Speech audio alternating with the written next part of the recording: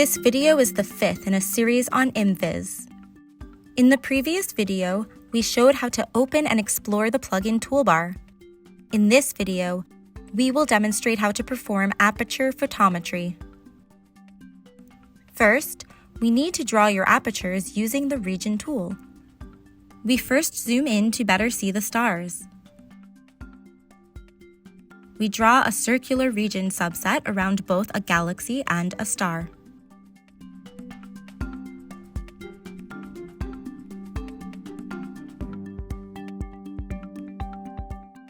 In the plugin toolbar, we see our apertures represented in the subset tools. Right now, we can see the subset region definitions. In the future, we will have more ability to manipulate the subset from this dropdown. Next, we open the Aperture Photometry plugin. We select our aperture of interest, as well as our background estimate. In this case, we will apply an annulus with the parameters shown. There are other variables to enter if you know them, such as the pixel area, the dn per second conversion factor, and the flux scaling to derive your magnitude. For JWST, these values will be automatically inserted once the values are known after commissioning.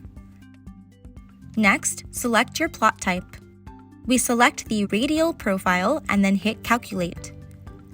The fact that maximum pixel radius is offset from 0 suggests that the aperture is not quite centered. We can try again with a new subset, better centered on the star.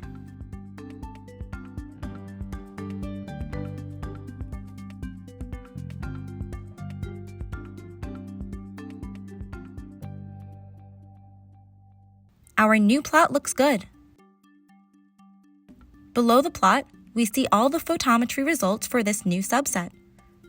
Because we did not enter our values for dn per second and 0-point magnitude, those values are not filled in initially.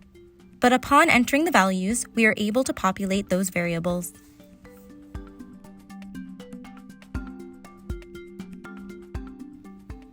Next, we want to extract the results back into our notebook. The ability to easily switch between the tool and the notebook highlights the power of Imviz.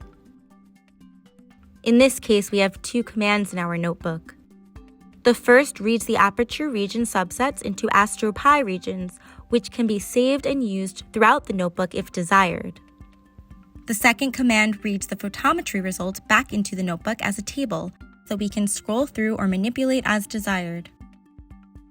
This concludes our simple introductory videos to Imviz.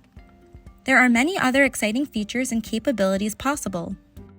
Please be sure to click on the link to view our documentation and example Jupyter notebooks that incorporate JDA-Viz and other JWST data analysis tools and methods.